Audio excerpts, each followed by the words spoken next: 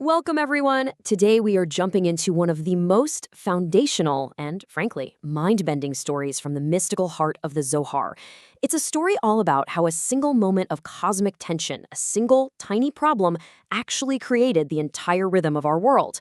It's about two great lights and a mysterious flaw that, as you'll see, wasn't a flaw at all. Let's get right into it.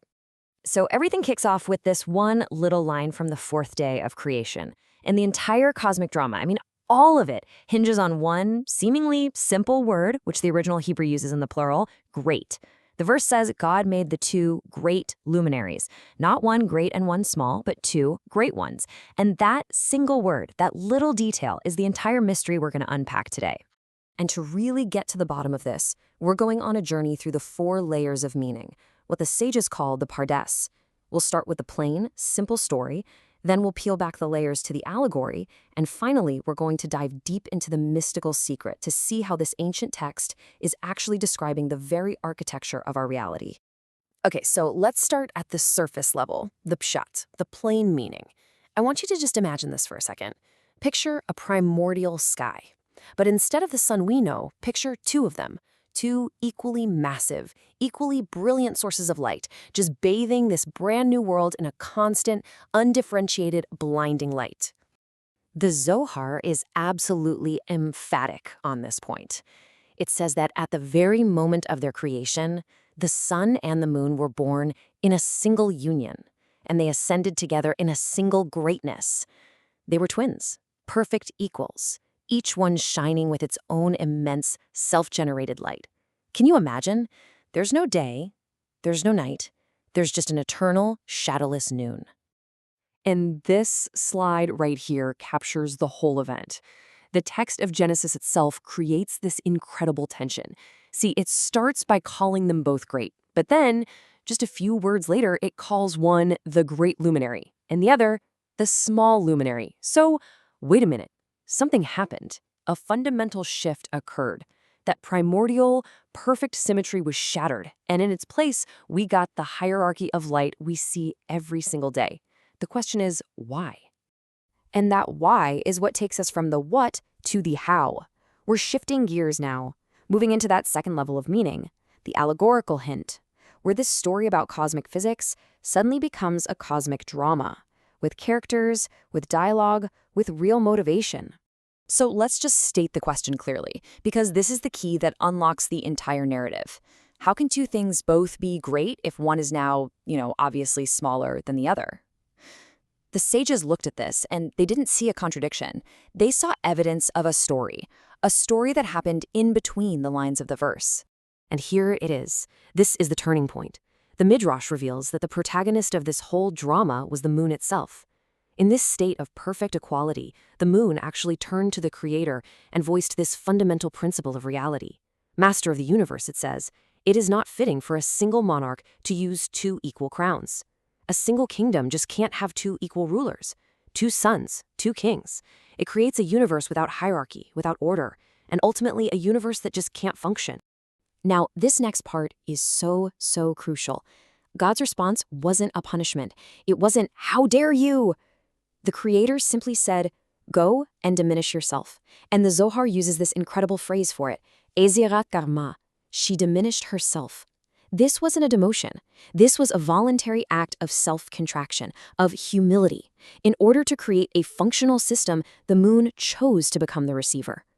And get this event is so foundational to reality that the sages see it encoded into the rituals of the Torah itself.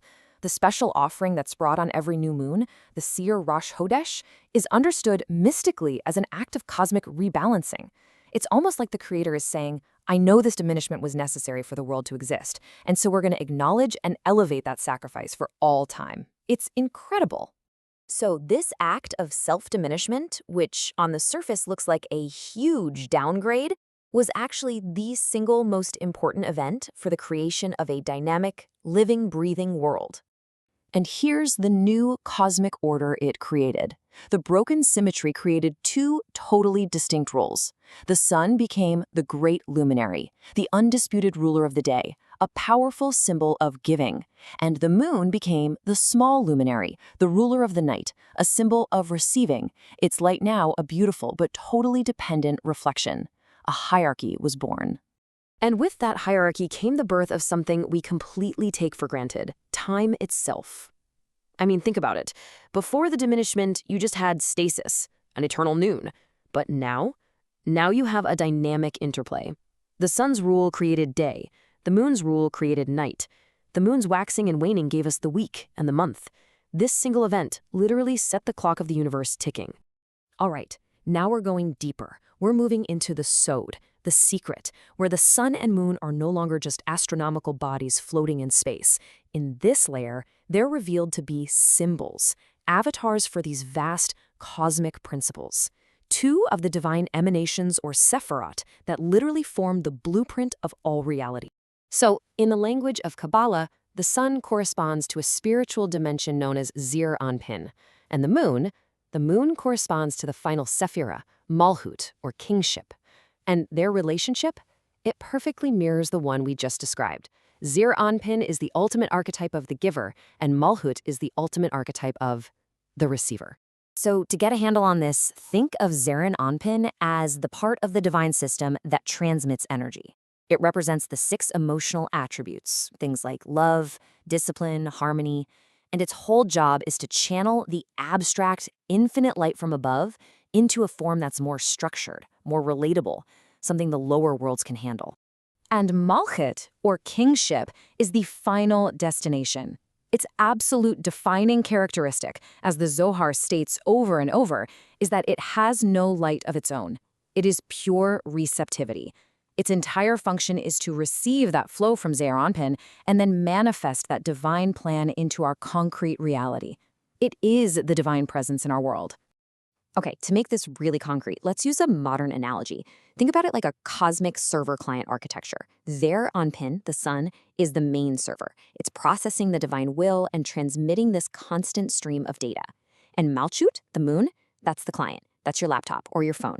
It has zero power of its own. Its entire function is to receive that data stream from the server and render it into the interface you can actually see and interact with, which is our physical world. Or here's another one. A video game analogy works beautifully. Zeir Anpin is the game's main engine. It's the raw power source generating all the physics and the logic of the game world. And Malchut is the graphics card and the display.